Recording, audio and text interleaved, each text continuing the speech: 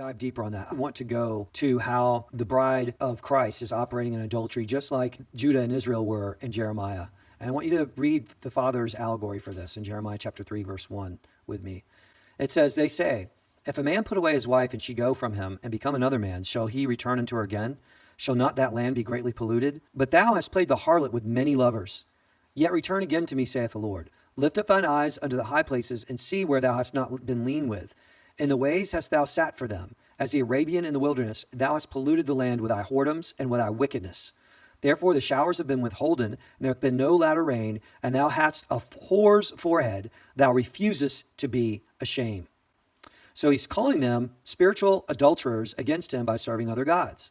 And you can see in Jeremiah 10, just 7 chapters ahead, the Father says, thus saith the Lord, learn not the way of the heathen. Be not dismayed at the signs of heaven, for the heathen are dismayed at them. For the customs of the people are vain. For one cutteth the tree out of the forest, the work of the hands of the workmen with the axe. They deck it with silver and with gold. They fasten it with nails and with hammers, that it move not. So he's telling you what the heathen do. And then he's telling you, you've played the harlot with many lovers, with all these false gods. You've waited out there like a whore on the corner.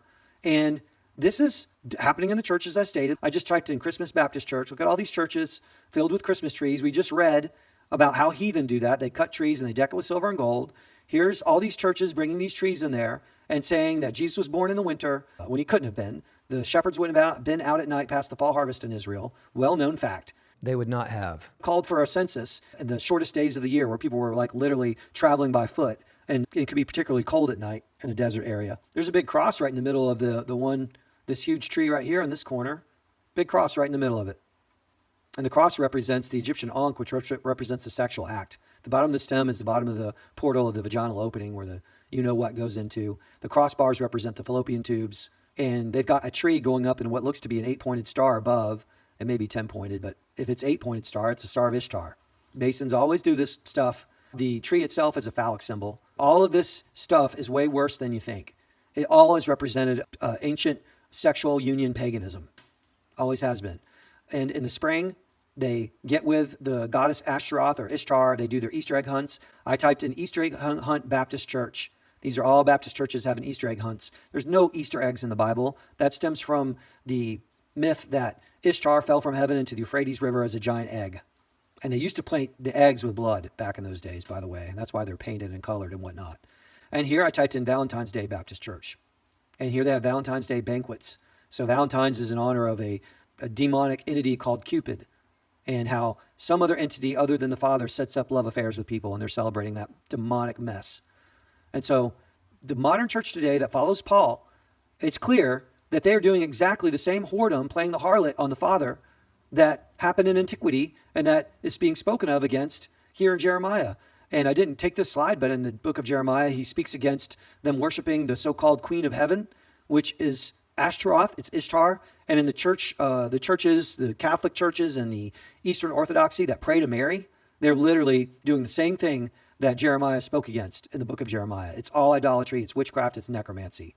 And the church is filthy, disgusting, and an apostasy because they're out of order. And they're like being a whorish, rebellious wife who eats and wipes her mouth and says, I've done no wrong, even though she's committed spiritual adultery time and time again on a daily, weekly basis.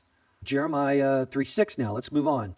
The Lord said also unto me in the days of Josiah the king, hast thou seen that which backsliding Israel have done? She's gone up upon every high mountain and under every green tree, and they have played the harlot. So on the high mountains they would sacrifice things to idols, and they would have these groves, which were big idols, and they'd even sacrifice their children to them. And the Father literally, in just anguish, told them that they did whoredom with devils better than the heathen did. They were better at witchcraft and adultery against him than the heathen would have been. And he says, and I said, after she had done all these things, turn thou unto me, but she returned not. And her treacherous sister Judah saw it. And I saw when for all the causes whereby backsliding Israel committed adultery, I had put her away and given her a bill of divorce. Yet her treacherous sister Judah feared not, but went and played the harlot also. And it came to pass, the likeness of her whoredom, that she defiled the land, and committed adultery with stones and with stocks. So adultery with stones and with stocks, she's worshiping idols. And yet for all this, her treacherous sister Judah hath not turned unto me with her whole heart, but feignedly saith the Lord. And the Lord said unto me, that backsliding Israel hath justified herself more than treacherous Judah. So here you see, the Baptist church, they're all doing it. Here you see the whoredom evident. whoredom with Sol Invicta, Saturnalia, with Ishtar and Ashtaroth, and with Cupid and Valentine's. I mean, that's just 3 of them. And every day on Day of the Sun Sabbath, where they go and eat at Cracker Barrel right after church, and whatever animal they eat was sacrificed to their sun god.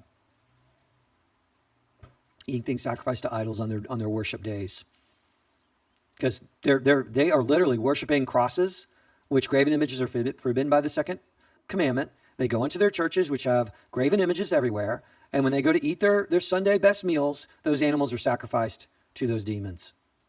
We have the father like saying, return to me, ye backsliding children. And he's calling her a wife treacherously departed from her husband. Surely as a wife treacherously departed from her husband, so have ye dealt treacherously with me, O house of Israel, saith the Lord. So hear that. He's telling them, you've cheated on me with these demonic entities, and you've dealt treacherously with me.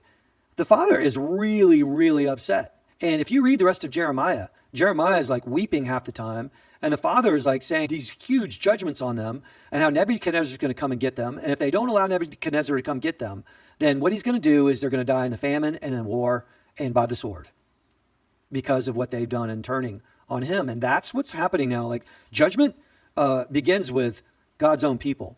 And I'm telling you right now that which calls itself the church, as it shows in Revelation chapters 2 and 3, he's bringing correction to the church first before he corrects the world. And people that call themselves believers, that give him lip service, that honor him with their lips, but their hearts are far from him, they need to make it right now. He's saying, return ye backsliding children, and I will heal your backslidings. Behold, we come unto thee, for thou art the Lord our God. And he's saying to them, a voice was heard upon the high places, weeping and supplications of the children of Israel, for they have perverted their way. They have forgotten the Lord their God.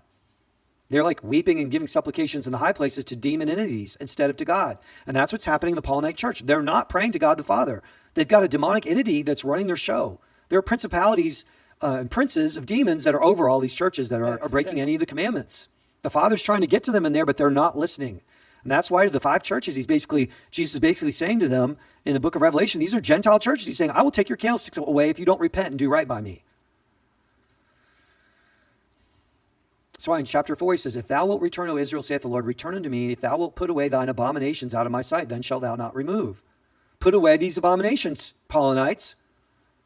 Your idolatrous trees, your idolatrous Easter eggs, your idolatrous worship of Cupid and hearts and crap. A lot of them celebrate Halloween. They don't care.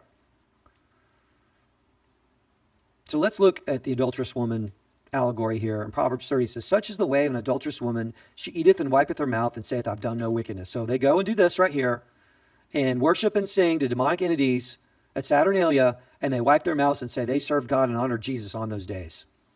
So here's another representative of an adulterous woman in Proverbs. A foolish woman is clamorous, she is simple and knoweth nothing.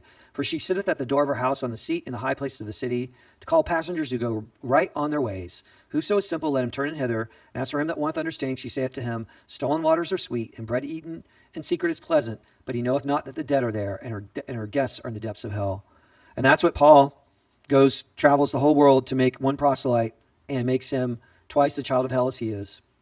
It's spiritual adultery to get with Paul and the Paulinite teachings. It's 100% spiritual adultery to follow him instead of Jesus.